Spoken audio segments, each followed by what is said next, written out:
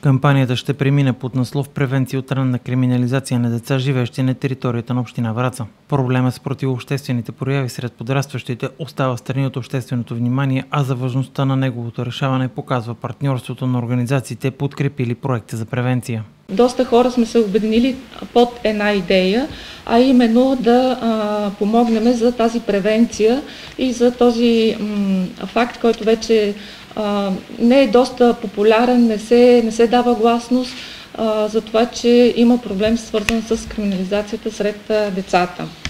В връзка на тази инициатива ще бъде организиран конкурс, благодарение на който училищата ще могат да кандидатстват с проекти под мотото "Моето училище – сигурна и безопасна среда". Община Враца ще осигури 10 000 лева за финансирането на училищни проекти, като важното е учебните заведения и самите ученици да са активната страна, заяви при представянето на инициативите заместник-кмета на община Враца Красимир Богданов. Смятам, че даването на възможност за инициатива и най-вече на младите хора и на учениците да се включат в едно такова мероприятие и то чрез свои идеи, чрез тяхната реализация е изключително позитивно и ще бъде пример, който може да бъде използван и в следващите години. И най-вече цели подобряване на ситуацията с ранната криминализация на ученическа възраст. Проблемът е голям и това се вижда и от данните на областната дирекция на полицията, които бяха представени по време на пресконференцията, посветена на проекта за превенция. За съжаление, през годините не само във Враца, в България и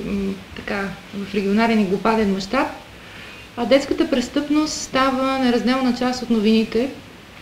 За съжаление, от новинарските емисии темата е много актуална, винаги излиза на преден план, но винаги през проблема, през невъзможността да бъде решен проблема.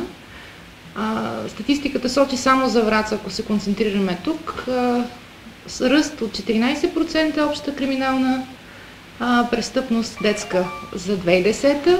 През 2011 вече сме на 15,5% детска престъпност от общия дял на престъпността във Враца. И говорим за разкритите престъпления.